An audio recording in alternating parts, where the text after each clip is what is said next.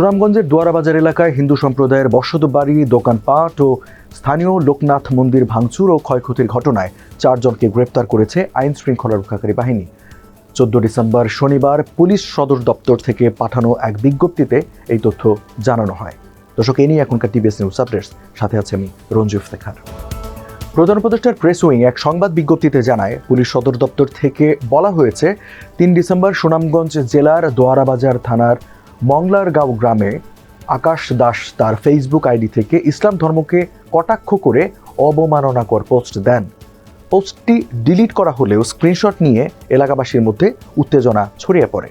সংবাদ পেয়ে দোয়ারাবাজার থানা পুলিশ আকাশ দাসকে ঘটনার দিন আটক করে এবং সেই সময় স্থানীয় লোকজন আকাশ দাসকে পুলিশের কাছ থেকে ছিনিয়ে নেওয়ার চেষ্টা করেন। পরে নিরাপত্তার স্বার্থে তাকে দোয়ারাবাজার থানায় না নিয়ে সদর থানায় নিয়ে যাওয়া হয়। পুলিশের পক্ষ থেকে জানানো হয়, ওই দিন জনতা হিন্দু সম্প্রদায়ের বসতবাড়ি, দোকানপাট ও স্থানীয় লোকনাথ মন্দির ভাঙচুর ও ক্ষতি সাধন করে।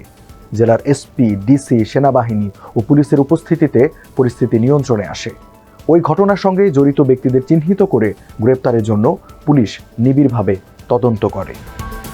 পুলিশ ঘটনার সঙ্গে জড়িত আসামিদের শনাক্ত করে আজ বাদী হয়ে 12 জনের নাম উল্লেখ সহ অজ্ঞাত পরিচয় 150 থেকে 170 জনের বিরুদ্ধে মামলা করে।